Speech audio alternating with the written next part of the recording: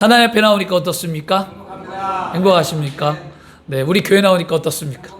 행복하십니까? 여러분의 가정은 어떻습니까? 행복하십니까? 여러분 진짜 행복하셔야만 합니다. 그리고 행복을 이루려고 노력하셔야만 합니다.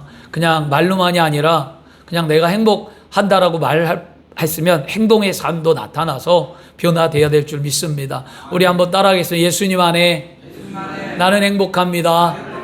예수님 안에 나에게 기적이 일어납니다. 아멘. 믿음이 없이는 하나님을 기쁘시게 못하나니 하나님께 나아가는 자는 반드시 그가 계신 것과 그를 찾는 자들에게 상 주심을 믿어야 할지니라. 히브리서 11장 6절이었어요. 하나님은 어제나 오늘이나 동일하시고 하나님은 살아 계셔서 우리 가운데 오늘도 역사하시고 우리를 귀하고 복된 자리에 불러주심을 믿습니다. 하나님이 살아계심을 믿기에 오늘 이 자리에 나왔잖아요. 그래서 여러분 살아계신 하나님 앞에 여러분 마음껏 또 부르짖고 기도하고 여러분의 소원을 아뢰어 응답받는 귀한 예배가 되어야 할 줄 믿습니다. 여러분 행복의 파랑새라는 이야기가 있습니다. 파랑새, 행복을 찾아가는 이야기거든요. 미국의 시인 가운데 셸리라는 시인이 작사를 한 건데요. 시의 내용이 이래요. 행복의 파랑새를 잡으려 길을 떠난 사나이가 있었다. 산을 넘고 물을 건너 아주 멀리까지 왔다. 행복의 파랑새는 보이지 않았다. 행복의 파랑새가 어디 있나요? 사람들에게 물어보았다. 그러나 보았다는 사람은 아무도 없었다. 사나이는 그래도 희망을 버리지 않았다. 오로지 행복을 잡겠다고 더 멀리 행복을 찾아 나섰다. 아주 많은 오랜 세월이 흘렀다. 그러다 행복의 파랑새는 끝내 보이지 않았고 이 사나이는 죽었다. 지쳐 쓰러진 불쌍한 사나이, 그때 작고 예쁜 파랑새 한 마리가 이 사람의 가슴 속에서 살며시 빠져나왔다. 이게 여러분 행복의 파랑새라는 시인데요. 행복의 파랑새는 바로 그 사나이 가슴 속에 숨어 있었는데 불쌍한 이 사나이는 행복을 찾아 몸부림치고 떠났다라는 거예요. 행복의 파랑새의 이야기를 통해 우리는 오늘 무엇을 깨닫습니까? 우리도 이미 우리 속 안에 예수님을 통해서 행복이 있는데 불구하고 우리는 자꾸 다른 곳에 만족을 찾고 다른 것을 마음을 쏟아 살고 있지는 않습니까? 오늘 빌립보서 4장 4절에 말씀합니다. 주 안에서 항상 기뻐하라. 내가 다시 말하노니 기뻐하라고 말씀합니다. 쉽지 않아요, 여러분 이 말. 저도 한 주간 살면서 이 묵상하는데 쉽지 않더라고요. 주 안에서 항상 기뻐하라. 내가 다시 말하노니 기뻐하라 해서 기뻐하려고 했는데 자꾸 무너질 때가 있어요. 생각 속에 무너지고요. 환경 속에 무너지고 사람 속에 무너지고 자꾸 기쁨이 안 생기는 거예요. 이 환경이 벗어져야 되는데 안 벗어지니까 기쁘지 않고요. 그 사람이 내 자화상에서 내 생각 속에서 내가 불편하게 생각하는 사람들이 없어져야 되는데 자꾸 내 머릿속에 불편하게 생각하는 사람들이 떠오르면 불행하겠고요. 뭐 아내나 자녀나 바라는 게 있는데 되지 않을 때 때로는 그렇게 되면 기쁨이 안 생기잖아요. 어렵죠. 그런데 오늘 성경은 뭐라고 말하냐면 주 안에서 항상 기뻐하라. 하나님은 우리에게 기쁨을 주신다라는 거예요. 그걸 보지 말고 오늘 하나님 앞에 기쁨을 달라고 기도해야 될 줄 믿습니다. 우리 모두는 주 안에서 오늘 진정한 기쁨과 행복을 누리는 복된 삶을 살아야 될 줄 믿습니다. 유대인의 명언 가운데 이런 말이 있어요. 유대인들이 이런 말을 하거든요. 이 세상에서 가장 부유한 사람이 누구냐라는 명언이 있어요. 유대인이 질문이에요. 이 세상에 누가 가장 부유합니까? 그랬더니 유대인들은 이렇게 대답합니다. 자기에게 있는 것으로 만족하는 사람이다. 누가 가장 행복하냐는 거예요. 누가 가장 가진 자라는 거예요. 누가 가장 누리는 자냐? 유대인들의 질문은 뭐냐면 가지고 있는 것을 깨닫는 자가 행복하다는 거예요. 여러분은 무엇을 가지고 있습니까? 무엇을 잊어버리고 있었습니까? 예전에는 이거 하나만 해도 기뻤는데, 예전에는 이거 하나만으로도 정말 감사했는데 어느 순간 그 기쁨과 감사를 잊어버리고 나는 자꾸 다른 것을 쫓고 살지는 않았는지 오늘 생각해 봐야 될 줄 믿습니다. 주 안에 사랑하는 여러분, 우리는 행복을 가진 자입니까? 아니면 행복이 있는 자입니까? 둘 다 비슷해요. 가진 자나 있는 자나 비슷한 것 같지만 분명히 달라요. 가진 자보다는 있는 자로 살아가야 될 줄 믿습니다. 세계적으로 유명한 유태인이자 또 독일계 미국인으로서 심리학자이고요, 철학자, 정신분석학자이며 철학자였던 에릭 프롬이라는 사람이 이런 말을 했어요. 현대인은 존재보다 소유를 우선시하기 때문에 물질 지상주의에서 자신의 존재를 상실하고 있다라고 말을 합니다. 이게 뭐냐면 있는 것에 만족하지 못하고 자꾸만 무언가를 소유하려고 하다 보니까 중요한 것을 잃어버렸다라는 거예요. 현대인은요, 가진 자가 되려는 욕망이 있어요. 자꾸 뭔가를 가지려고 해야죠. 우리는요. 그러나 있는 자가 되려고 노력이 없다라는 거죠. 풍요한 것을 가지고도 항상 뭐냐면 없다라고 말하는 게 우리의 모습이었습니다. 주 안에 사랑하는 여러분, 우리는 세상 사람처럼 살면 안 됩니다. 우리는 믿는 자잖아요. 그리스도인이잖아요. 이미 하나님께서 우리 안에 좋은 것을 주셨기 때문에 있는 자로 누리는 삶을 살아야 될 줄 믿습니다. 이게 믿음 아니겠습니까? 우리는 가진 자가 아니라 있는 자예요. 우리는 행복을 가진 자가 아니라 행복이 이미 우리 속에 예수 그리스도를 믿음으로 말미암아 믿는 순간에 있다라는 거예요. 여러분, 그러기에 오늘 이 시간 하나님 앞에 나와 우리는 오늘도 예배함을 통해 회복돼야 될 줄 믿습니다. 우리의 노력으로 안 돼요. 알긴 아는데 우리의 노력으로 되는 것이 아니라 하나님의 또한 은혜가 임함을 통하여서 하나님의 말씀을 깨닫고 하나님의 섭리를 깨닫고 우리의 깊은 은혜의 삶을 깨닫게 되는 줄 믿습니다. 우리들은 이 세상에 살면서 너무 힘들고 너무 고통스럽고 절망을 느끼고 마음이 무너질 때가 분명히 있습니다. 그럴 때 우리는 어떻게 해야 할까요? 하나님의 말씀을 붙들고 기도하시기를 바랍니다. 성경은 말합니다. 너 평안을 너희에게 주노라. 무엇이 근심입니까? 무엇이 그렇게 답답합니까? 무엇이 현실의 삶에 놓지 못하며 아둥거리고 바둥거리며 힘들게 살아가고 있습니까? 오늘 우리에게 평안은 오직 하나님께서 우리에게 줄 수 있는 거고요. 오직 평안은 하나님께로 오는 거예요. 여러분이 하나님께 나와 예배하고 말씀을 들으면 그때부터 우리에게 평안이 오는 줄 믿습니다. 이스라엘 나라가 솔로몬 이후에 두 나라로 갈라집니다. 북이스라엘과 남유다로 갈라졌어요. 그래서 북이스라엘은 여로보암을 통하여서 19명의 왕을 이루었다가 아수르라는 나라에게 BC 722년에 멸망을 합니다. 남유다는 르호보암으로 시작해서 20명의 왕을 거쳐서 바벨론에 의해서 BC 586년에 멸망을 합니다.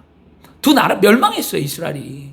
그런데 그 멸망 가운데 있을 때 그들이 바벨론으로 포로로 잡혀가 있는데 하나님께서는요, 에레미야라는 선지자를 통하여 말씀을 하셨어요. 에레미야 29장 7절에 뭐라고 말씀하냐면 너희는 내가 사로잡혀 가게 한 그 성읍을 평안하기를 힘쓰고 그를 위하여 야훼께 기도하라. 이는 그 성이 평안함으로 너희도 평안할 것이라. 에레미야를 통해 말씀한 게 뭐냐면 내가 너희를 사로잡게 가게 했다. 내가 너희를 바벨론의 포로로 가게 했으니 너는 바벨론의 포로로 갔어. 그 현실 가운데서 평안을 위하여 기도하라는 거였어요. 여러분, 나라를 잃었어요, 지금. 그리고 타국에 포로로 잡혀갔어요.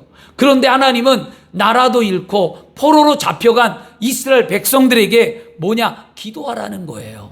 무엇을? 평안하기 위해 기도하라는 거예요. 여러분, 나라 잃은 만큼 절망하셨습니까? 여러분, 환경과 생활이 다 빼앗겨서 여러분 그렇게 삶을 살았습니까? 우린 그렇게 살질 않았잖아요. 그러면 우리는 오늘도 감사하셔야 되겠죠. 그리고 오늘 우리에게 주시는 하나님 앞에 평안을 위해 오늘 기도해야 되길 줄 믿습니다. 평안이 있는 자가 되도록 기도할 때 그 평안이 흘러 넘쳐나 주변을 평안하게 한다라는 거예요. 여러분 한 사람 때문에 가정이 평안해야 될 줄 믿습니다. 여러분 한 사람 때문에 우리 교회가 평안해야 될 줄 믿습니다. 여러분 한 사람 때문에 직장과 나라가 평안해야 될 줄 믿습니다. 왜냐? 하나님은 평안을 위해 기도하라는 거예요. 행복을 위해, 기쁨을 위해 기도하라는 거예요. 오늘도 우리는 원망하지 말고, 불평하지 말고, 한탄하지 말고, 마음 아파하지 말고 다시 일어나 평안한 삶을 살고자 하나님 앞에 기도해야 될 줄 믿습니다. 주 안에 사랑하는 여러분, 우리가 어떤 삶을 살아가든지 하나님 안에 있으면 우리는 환경을 뛰어넘는 평안한 삶을 살 수 있습니다. 이렇게 사는 삶을 향하여 그리스도인의 삶이라고 말하는 거예요. 요한복음 14장 27절 말씀에도요, 평안을 너희에게 끼치노니 곧 나의 평안을 너희에게 주노라. 내가 너희에게 주는 것은 세상에 주는 것 같지 아니하리라. 너희는 마음에 근심하지 말고 두려워하지도 말라. 오늘 성경 말씀에 내가 평안을 너희에게 주노니 너희는 근심하지 말라고 말씀합니다. 이 말씀을 기억하십시오. 하나님께서 기도하면 우리에게 뭘 주신다는 거예요? 평안을 주시겠다는 거예요. 기도하면 근심하지 않게 하시겠다는 거예요. 우리는 오늘 기도해야 돼요. 내 마음을 다하여, 뜻을 다하여, 정성을 다하여 기도해야만 합니다. 하나님의 나라를 위해 기도하고, 복음을 증거를 위해 기도하고, 교회를 위해 기도하고, 특별히 가정을 위해 기도하고, 믿지 않는 남편과 자녀와 영혼을 위해 기도하고, 내 마음과 환경을 위해 간절히 기도해야 돼요. 그럴 때 그 기도 속에 평안이 임하는 줄 믿습니다. 성경은 말씀합니다. 세상이 줄 수 없는 평안을 우리에게 주겠다고 말씀하셨습니다. 누가 이런 평안을 누릴 수 있습니까? 바로 예수를 믿고 구원받은 저와 여러분들이 누릴 수 있는 하나님의 축복이라는 거예요. 세상이 알 수 없는 그 평안 기쁨을 오늘 우리가 누림으로 말미암아 하나님의 은혜 속에 감사하는 시간이 되어야 할 줄 믿습니다. 오늘 사도 바울이요, 빌립보서에게 말씀했는데요, 빌립보서는 옥중서신이라고 얘기합니다. 빌립보서 외에 에베소서, 골로새서, 빌레몬서 4가지, 빌립보서까지 4가지를 옥중서신이라고 얘기하는데, 왜 옥중서신이냐면 사도 바울이 로마 감옥에 갇혔을 때 편지했기 때문에 옥중서신이라고 얘기하는 거였어요. 이 빌립보서가 4장밖에 안 되는데 빌립보 교회에게 편지한 건데, 빌립보 교회가 어떻게 세워졌냐면 사도행전 16장에 가면 그 말씀이 기록되어져 있습니다. 사도 바울은 소아시아로 복음을 전도하려고 갔는데 하나님이 환상 가운데 꿈에 나타나서 바울에게 만류하는 거예요. 바울아, 내가 가고자 하는 곳에 가지 말고 내가 원하는 곳에 가라는 거예요. 그게 어디냐면 마게도니아, 지금 빌립보 지역으로 가라는 거예요. 근데 사도 바울은 처음에 안 가겠다고 합니다. 근데 하나님은 자꾸 환상 가운데 말씀하셨어요. 내 말에 순종하고 거길 가라는 거예요. 왜? 거기에 구원받을 영혼이 있다는 거였어요.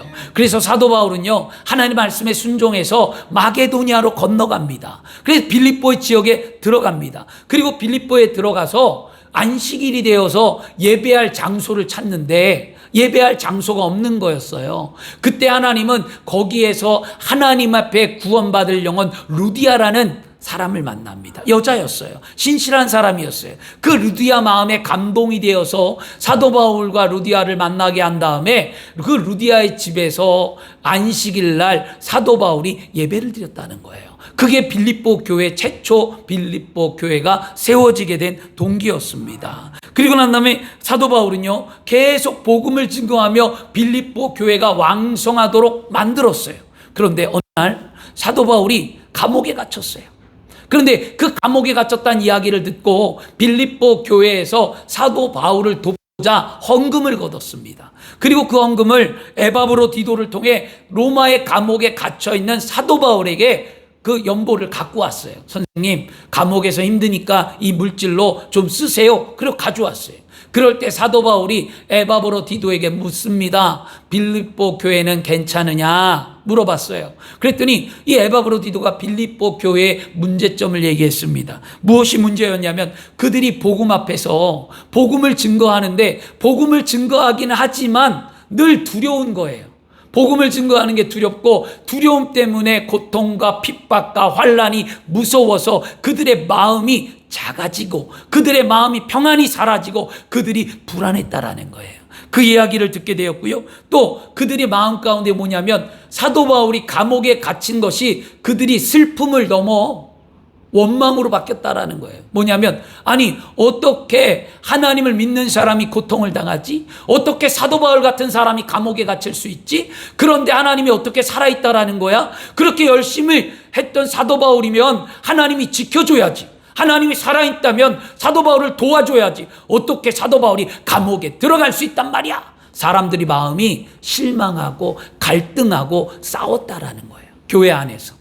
그 다음에 또 그 교회 안에 어떤 문제가 있었냐면, 유대인들이 와서 이단들도 찾아오고 유대인들이 말하기를 할례의 문제를 갖고 하는 거였어요. 할례 받지 않는 사람은 구원이 없다. 할례가 하나님 믿는 거다라고 말하니까 그들 가운데 분쟁과 논쟁이 생기기 시작했고요. 그 다음에 또 하나는 이 빌립보 교회에 가장 열심을 갖는 두 사람이 있었습니다. 그게 누구냐면 유오디아와 순두계라는 집사였어요. 이 유오디아파와 이 순두계 여자파가 두 개로 나눠져서 서로 우리가 잘났고 우리가 훨씬 대단하다고 싸우기 시작한 거예요. 교회가 두 개로 갈라져 버린 거예요. 이런 어려운 현실 속에 이 빌립보의 교회의 문제를 들은 사도 바울은 가슴이 너무나 아팠다라는 거예요. 이거 별거 아닌데 무엇이 없냐? 그 안에 예수 그리스도가 없기 때문인 거예요. 예수 그리스도가 없으니까 두려움이 생겼고, 예수 그리스도가 없으니까 원망이 생겼고, 예수 그리스도가 없으니까 말씀을 분별하지 못했고, 예수 그리스도가 없으니까 자신이 높아지고자 서로 싸웠다라는 거예요. 그래서 사도 바울은 빌립보 교회에 편지한 게 빌립보서인데, 빌립보 안에 뭐라고 하니까 기쁨을 여겨라. 주 안에서 기뻐하라. 내가 다시 말하노니 기뻐하라고 편지 쓴 거예요. 우리는 어떤 일을 하든 어떤 인생을 살든 우리가 예수 믿고 구원받았고 하나님의 자녀가 되었다는 것을 잊지 아니하시길 바랍니다. 하나님이 나와 함께 한다는 것을 잊지 아니하시길 바랍니다. 하나님이 누구보다도 나를 사랑한다는 것을 잊지 아니하시길 바랍니다. 그러면 평안이 오는 거예요, 여러분. 그 예수가 없는 삶은 인생이 고통스럽고 아픈 거예요. 오늘 예수가 빠진 이 빌립보 교회에 어려움이 있었잖아요. 그러니까 바울은 말하잖아요. 그리스도 예수 안에서. 이런 단어를 썼다라는 거거든요. 그래서 전해주었고요. 그 빌립보 교회의 핵심의 단어는 뭐냐? 복음과 기쁨이에요. 복음은 예수 그리스도의 시작이다라고 얘기하거든요. 복음이요. 복음이 예수입니다. 예수를 전하는 게 복음이에요. 그 예수로 말미암아 뭐 하라는 거예요? 기쁨을 여기라. 이게 빌립보의 핵심이었는데요. 그 평안을 잃어버리고 갈등이 있는 그들에게 예수 그리스도 안에 돌아와 기쁨을 누리라고 편지한 게 빌립보서였습니다. 그런데 여러분 잘 생각해 보면 뭐냐면 이 빌립보 교인들에게 빌립보서를 쓸 때 바울은 어떤 삶이냐? 감옥에 갇힌 삶이었어요. 아이러니하거든요. 뭐냐면 감옥에 갇힌 사람이 기뻐하라는 거예요. 본인의 현실도 어려운데 기뻐하라는 거예요. 그래서 바울은 감옥에 갇혔기 때문에 결코 기뻐할 수 없는 삶이었어요. 세상으로 바라보고 인간의 눈으로 바라보면 감옥에 갇힌 바울이 뭐가 기쁘냐고요. 안 기뻐요. 근데 바울은 감옥에 갇혀있는 나는 예수 그리스도 때문에 기쁘대요. 이거는 세상 사람들은 절대 이해 못합니다. 예수를 믿고 구원받은 우리만 알 수 있는 거예요. 환경이 어떠하든지 삶이 어떠하든지 여러분 육체가 병들었습니까? 여러분 사업이 위태롭습니까? 물질의 연단이 있습니까? 자녀가 속을 새깁니까? 내 환경이 힘듭니까? 그 어려운 환경 가운데 있다 할지라도 예수 그리스도로 말미암아 기쁨을 여기라는 거예요. 말도 안 되는 얘기예요. 세상 사람들이 보면 이해도 못하는 얘기죠. 그게 기쁘냐 묻겠죠. 근데 우리는 어떻게 합니까? 예수를 믿는 믿음으로 기쁨을 여길 때 모든 문제가 풀어지는 줄 믿습니다. 얽혔던 실타래가 풀어지듯 우리의 믿음이 흔들리지 아니하고 우리가 예수 안에 기쁨을 있는 자로 살아가면 나의 환경의 문제는 풀어져요, 여러분. 그게 기적이에요, 여러분. 그 은혜를 경험해야만 합니다. 오늘 우리는 다시 회복하시기를 바랍니다. 사도 바울은 기뻐할 수 없는 환경 가운데 기뻐하는 것, 이게 그리스도인이라는 거예요. 남들이 기뻐할 때 기뻐하는 건 누구나 다 할 수 있는 거잖아요. 사도 바울은 기쁨의 원천은 오직 예수 그리스도라고 했어요. 예수님이야말로 우리들이 어떤 환경 가운데 있다 할지라도 기뻐할 수 있고 우리에게 기쁨을 주는 근원이신 줄 믿습니다. 이것이 세상과 우리의 다른 삶의 방식임을 깨닫기를 바랍니다. 사도 바울이 빌립보 교인들에게 당부한 핵심적인 말씀은 그리스도 예수 안에 기쁨의 삶을 살라는 거였어요. 기쁨이란 빌립보 이 서가 4장밖에 안 돼요. 짧아요. 신약성경. 빌립보서 4장 가운데 이 기쁨이라는 단어가 16번이나 나와요. 얼만큼 중요하게 생각하냐고요. 사도 바울이 예수님과 함께하는 삶은 기쁜 거래요. 우리는 한번 생각해 보세요. 내가 예수 믿고 기쁨의 삶을 살고 있는가? 내가 예수 믿고 구원받아 하나님의 자녀가 되어서 인생의 삶에 늘 기쁨이 충만하고 있는가? 여러분 그렇지 않다면 오늘 회개하셔야 돼요. 다시 하나님 앞에 회복해야만 합니다. 난 예수님으로 충분합니다. 난 예수님으로 만족합니다. 난 예수님으로 이 빼앗기지 않는 기쁨을 누리며 살겠습니다. 조금 없어도, 조금 부족해도, 내 현실이 어둡고 힘들어도 나는 주님 때문에 기쁩니다 라고 믿음의 고백을 할 때 광명한 빛이 임하여 환경의 문이 열리는 거예요. 이게 우리의 믿음이에요, 여러분. 오늘 이렇게 됐으면 좋겠습니다. 그래서 사도 바울은 뭐라냐면 그리스도 안에서라고 얘기하는데요. 주 안에서, 그리스도 안에서. 이 안이란 단어가 굉장히 중요하거든요. 성경에. 이것은 엔 크리스토, 엔 큐어라고 얘기하는데요. 안에서는 엔이라는 거예요. 이게 원어에서. 근데 이 말은 무엇에 의하여 무엇을 통하여요. 의하여 통하여라는 말인데 이것을 우리가 말씀으로 대입하면 이런 거예요. 주 예수 그리스도의 은혜와 사랑에 의하여 기쁘다는 거예요. 그 다음에 그리스도를 통하여 기쁘다는 거예요. 여러분, 이 N이라는 단어가 그거거든요. 그러니까 예수 그리스도를 위하여, 예수 그리스도를 통하여 기쁘다. 그냥 기쁨이 있는 게 아니잖아요, 여러분. 그래서 여러분, 주 안에 사랑하는 우리가 어떠한 어려움 속에서도 기쁨으로 살아갈 수 있는 것은 바로 예수 그리스도의 은혜가 우리 심령 가운데 있기 때문입니다. 이 사실을 확실히 믿는 삶이 진짜 믿음의 삶을 살아가는 그리스도인의 모습이에요. 오늘 저와 여러분이 그렇게 되어야 할 줄 믿습니다. 오늘을 살아가는 여러분, 그리스도인의 모습으로 그러면 살아가고 있습니까? 삶이 기쁘십니까? 예수 그리스도의 은혜 가운데 행복하십니까? 저는 오늘 여러분들에게 묻고 싶은 말이 있습니다. 뭐냐면 정말 기쁨을 누리고 행복한 삶을 믿음 안에 살고 있는가예요. 여러분이 스스로 대답해야 돼요. 난 정말 기쁨을 누리고 있는가? 난 정말 예수 안에 행복한가? 난 정말 이런 믿음의 삶을 살아가고 있는가?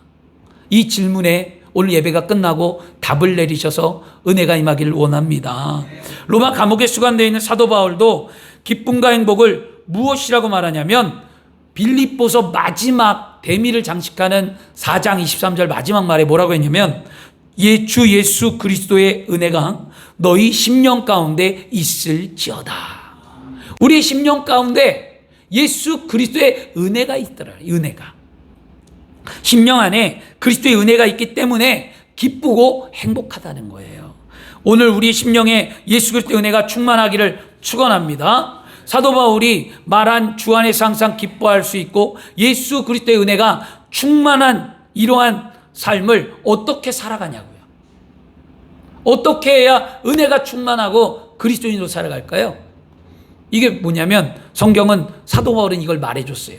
빌립보서 4장 6절과 7절에 아무것도 염려하지 말고 다만 모든 일에 기도와 간구로 너희 구할 것을 감사함으로 하나님께 알아라. 그리하면 모든 지각에 뛰어난 하나님의 평강이 그리스도 예수 안에 너희 마음과 생각을 지키시리라. 사도 바울이 예수 그리스도의 은혜와 평강이 우리의 심령 가운데 있길 위하여 뭐 하라냐면 아무것도 염려하지 말고 하나님께 오직 감사함으로 기도하라고 했어요. 여러분, 기도하면 되는 거예요. 기도하면.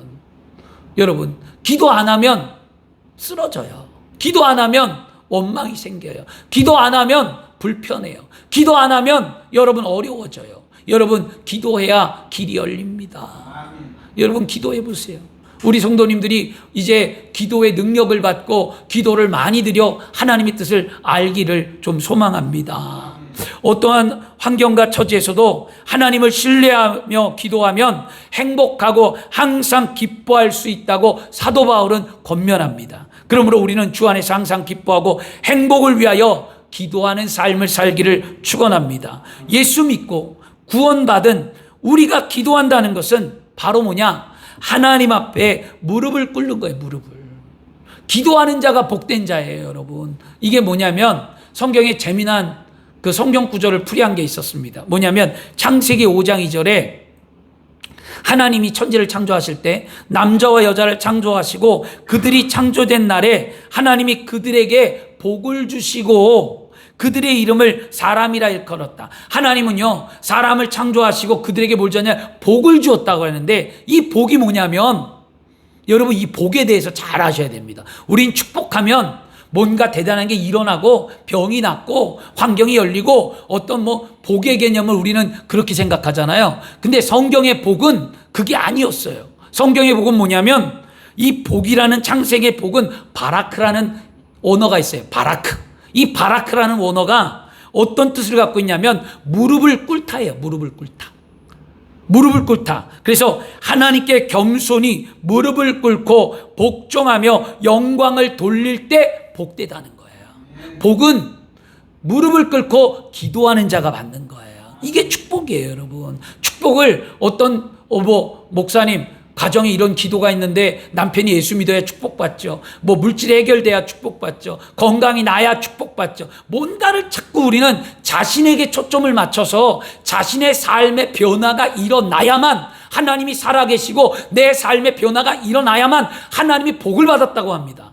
그게 아니에요, 여러분. 복은요, 뭐냐면 내가 하나님 앞에 무릎을 꿇고 아름다운 신앙생활에 나갈 때 그게 축복이에요. 그 축복으로 말미암아 모든 환경이 변화되는 거예요. 오늘 아까 뭐라 그랬지만 평안을 위하여 빌면 너희가 평안한 곳이 평안이 흘러간다고 그랬잖아요. 우리가 하나님 앞에 무릎을 꿇고 내가 기도하면 나를 통해 내 안에 평안이 임함을 통해 그 평안이 흘러 넘쳐나 나의 환경을 변화시키는 거예요. 이게 축복이에요, 여러분. 나는 무릎을 꿇지 아니하고 나는 예배하지 아니하고 나는 하나님을 섬기지 않으면서 하나님 앞에 기도하고 하나님 자녀가 잘 되게 해주고 나는 뭘 해주고 이렇게 한다? 이건 요행이잖아요. 진짜 중요한 건 예배하는 삶이에요. 하나님 앞에 먼저 무릎을 꿇고 하나님 앞에 복 있는 삶이 될 때 하나님의 은혜가 임하는 거죠. 이게 시편에 가면 복 있는 사람은 그 복은 악인에게를 쫓지 아니하고 오만한 자리에 앉지 않는다라고 얘기하잖아요. 이 복 있는 삶이 뭐냐? 하나님 앞에 나와 예배하는 삶이에요. 이게 첫 번째였습니다. 여러분, 그렇게 될 때 우리에게 아름다움이 일어나죠. 그런데 악한 인간은 하나님 앞에 무릎을 꿇기보다는 이익의 계산적이죠. 그래서 어디에 무릎을 꿇냐면 여러분 돈에 무릎을 꿇어요. 돈의 이익이 많으니까 우상에게 무릎을 꿇어요. 다른 것, 하나님보다 다른 걸 앞세워서 그걸 먼저 행하고 먼저 찾아갑니다. 또 권력자들 앞에 무릎을 꿇습니다. 이런 자들은 하나님이 주시는 행복과 평안을 절대로 누릴 수 없다는 거예요. 왜냐? 사람의 행복이란 이익의 향배에 따라 변하기 때문이에요. 여러분 돈 쫓아가 봐요. 돈이 있을 때 행복한데 돈이 없으면 행복 사라져요. 그렇죠? 여러분 하나님 없이 다른 거에 행복을 찾아봐요. 여러분 여행 가고 놀러 여러분께서 즐거움을 찾고 여러분 친구를 좋아하고 모든 것 다른 거에 했는데 친구랑 관계가 깨지면 행복도 깨져요. 여러분 여행 가다 여행 못 가면 행복도 깨져요. 그렇잖아요. 권력자들과 함께 해봐요. 처음엔 그 권력이 좋으니까 좋지만 권력은 흥망성쇠가 있습니다. 정권도 무너지면 끝이잖아요. 그것처럼 권력을 갖고 있을 때 행복하지만 그 권력이 사라지면 불행한 거잖아요. 이건 인간의 여러분 삶의 모습이었어요. 그러나 하나님은 그런 행복을 우리에게 주지 않습니다. 하나님이 주신 행복은 영원한 행복입니다. 변하지 않는 행복입니다. 사라지지 않는 행복입니다. 예수 그리스도 안에서 하나님이 주신 기쁨은 영원히 누릴 수 있는 거잖아요. 그 기쁨을 오늘 누림에 감사하는 삶이 되어야 할 줄 믿습니다. 진정한 행복은 소유하기 위해서 노력하는 것이 아니라 있는 것을 가지고 누리는 거예요. 여러분이 예수 그리스도를 믿는 믿음 안에 내 안엔 이미 행복이 있잖아요. 이 행복을 누리시는 좀 삶을 사세요, 여러분. 그래서 아름다운 삶이 되기를 축원합니다. 오늘부터 이제 날마다 예배의 자리에 나와 엎드려 기도함으로 하나님의 은혜를 체험하기를 축원합니다. 우리가 주 안에서 항상 기뻐할 수 있는 것은 기도와 더불어 하나가 더 있어요. 뭐냐면 주 안에서 항상 기뻐한다는 사실을 깨닫는 것. 깨닫는 것을 다른 말로 말하면 인식한다. 인식한다는 걸 더 쉽게 더 쉽게 풀면 생각하고 안다는 거예요. 이성이 있잖아요, 이성이. 그러니까 이성으로 생각하고 알고 깨닫는 것. 이거예요, 바로. 오늘 말씀을 들었어요. 듣고 생각하고 깨닫고 결단하고 행동하는 삶이 되어야 될 줄 믿습니다. 그래서 사도 바울은요, 4장 4절에 주 안에서 항상 기뻐하라. 내가 다시 말하니 기뻐하라고 말씀하는데요. 사도 바울의 이 기쁨은 세속적인 것이 아니에요.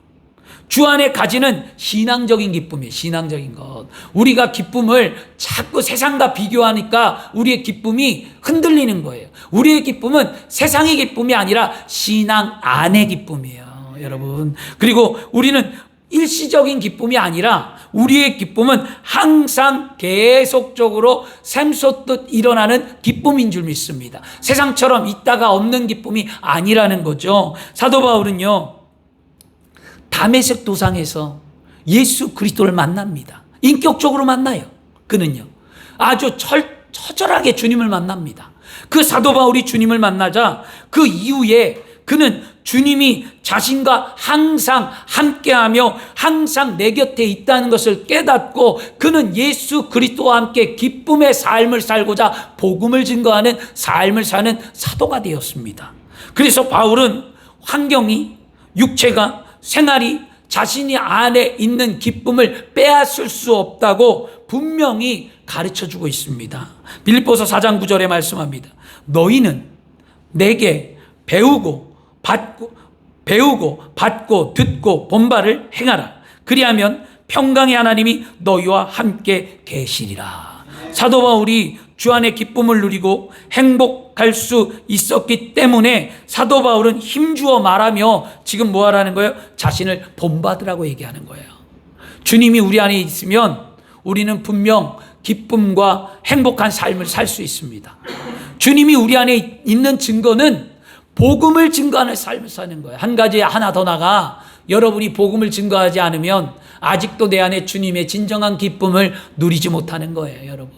예수를 증거하지 않으면 아내에게, 자녀에게, 이웃에게 예수를 믿으라고, 나와 같이 행복한 삶을 살자고, 예수 믿고 구원받자고 복음을 증거하는 삶을 살아가는 자만이 진짜 기쁨을 누리는 거예요. 우리 오늘 한 단계 더 나가야만 합니다. 복음을 증거하는 삶이 되어야 될 줄 믿습니다. 사도 바울은 복음을 증거하면서 주님이 항상 자신과 함께하는 것을 깨닫고 기뻐할 수 있다고 고백하는데, 이 복음이 곧 예수 그리스도라는 것이에요. 로마서 1장 2절에 바울은 말합니다. 이 복음은 하나님이 선지자들을 통하여 그의 아들에 관하여 성경에 미리 약속하신 것이라. 복음은 성경이 이미 약속한 예수 그리스도를 향한 것이라는 거였어요. 그러므로 복음은 예수 그리스도를 전하는 것임을 믿고 복음을 증거함을 통해 진정한 기쁨을 누려야 될 줄 믿습니다. 그래서 주 안에서 항상 기뻐하고, 바울이 말하는 다시 말하노니 기뻐하라는 그 말처럼 주 안에 기쁨을 누리는 삶을 살기를 축원합니다. 한 성도님이 이런 말씀을 했어요. 목사님, 예전에는 남편이 너무 믿고 원망스러웠어요. 내 남편 진짜 꼴보기 싫고요, 정말로 보기도 싫었어요. 그리고 나는 이혼하고 싶었어요. 남편이 너무너무 싫었어요 라고 얘기했습니다. 그런데 어느 순간부터 그 남편이 하나님이 사랑하는 사람이라는 걸 깨닫게 되니까 그 영혼이 너무 불쌍해서 남편을 위해 기도하게 되었어요. 네, 목사님, 주변에서 나를 바라보는 사람들이, 나의 현실과 처지와 모든 것을 아는 사람이 이렇게 얘기했어요. 아이고, 애기 엄마, 아니 맨날 그렇게 술만 먹는 남편이 뭐가 그렇게 사랑스럽고 뭐가 그렇게 불쌍해. 맨날 술만 먹는 남편 그렇게도 좋아? 사람들이 그렇게 얘기한다는 거였어요. 그런데 목사님, 그 말을 듣고 제가 화가 나지가 않았어요. 예수 믿고 하나님의 마음을 가지고 바라보니 그 남편이 불쌍히 여기고 안타깝게 여기며 하나님 앞에 내가 더 엎드려 남편을 위해 눈물로 기도하게 되었습니다. 그때 하나님은, 목사님, 제 마음에 평안과 기쁨을 주셨어요. 목사님, 예전에는 내가 남편을 원망하고 불행하다고, 나 자신이 너무 불행하다고 생각했는데 이제는 남편을 통해서 하나님을 더 가까이 알게 되게 되었고요. 그리고 남편을 통해 참 사랑과 용서가 무엇인지 깨닫게 되어서 저는 행복합니다 라고 신앙 상담을 한 적이 있습니다. 여러분, 이런 경험 해보셨습니까? 이거 하셔야 돼요. 여러분, 진짜 미운 사람이 있고 진짜 용서가 안 되고 진짜 힘든데 그 사람이 어느 순간 불쌍히 여겨지고 그 사람을 위해 기도하게 되고 이런 삶이 됩니까? 그럴 때 여러분, 그게 진짜 기쁨을 그리스도 예수 안에 누리는 거예요. 주 안에 사랑하는 여러분, 이 간증을 듣고 무엇을 생각합니까? 남편에게 복음을 증거할 때 이 집사님의 마음이 열렸다라는 거예요. 그리고 그 복음을 증거할 때 남편을 향해 눈물로 기도하고 복음을 증거할 때 그 집사님 마음 가운데에 샘솟는 기쁨과 세상이 줄 수 없는 평안함이 넘쳐났다라는 거예요. 여러분 그렇게 되기를 오늘 소망합니다. 복음을 증거하기를 축원합니다. 오늘 말씀을 마치겠습니다. 주 안에서 항상 기뻐할 수 있는 것은 기도할 수 있기 때문이라는 거예요. 그렇죠? 주 안에서 항상 기뻐할 수 있는 것은요, 우리가 항상 주님이 나와 함께하고 있다는 것을 알기 때문입니다. 주 안에서 항상 기뻐할 수 있는 것은 내가 예수 그리스도를 복음을 증거할 수 있기 때문에 기쁜 거였습니다. 주 안에 사랑하는 여러분, 주 안에서 진정한 기쁨과 행복한 삶을 살기 위하여 오늘 우리는 기도해야만 합니다. 그리고 기도할 때 한량없는 하나님의 은혜를 오늘 예배 가운데에 여러분 체험하셔야만 합니다. 은혜를 체험하면 우리는 하나님의 말씀 앞에 합당한 그리스도인의 삶을 살아가는 것이 우리의 믿음의 본분인 줄 믿습니다. 그럴 때 우리에게 복이 임하는 거예요. 우리 기쁨과 행복한 삶을 살고자 오늘 예수 믿는 게 아니잖아요. 여러분 착각하시면 안 돼요. 내가 행복하고 내가 잘 살기 위해 예수를 믿는 것이 아니라 예수 믿고 하나님이 주시는 은혜 가운데 우리의 삶이 행복해져서 사람들에게 증거가 되는 거예요. 여러분 착각하지 마세요. 뭔가를 자꾸 얻으려고 예수 믿지 마세요. 예수를 믿고 누리는 삶을 사셔야지, 하나님 내가 예수 믿었으니까 나에게 복 주시고 예수 믿었으니까 뭐 치료해 주시고 예수 믿었으니까 뭐 해달라 이런 기도하지 마세요. 예수 믿었으니까 해달라가 아니라 하나님 예수를 믿었으니까 하나님 나의 삶에 은혜가 넘쳐나게 해 주옵소서예요. 예수를 믿었으니까 그 은혜로 말미암아 행복하게 해달라는 거지. 여러분 그런 증거의 삶을 사셔야 될 줄 믿습니다.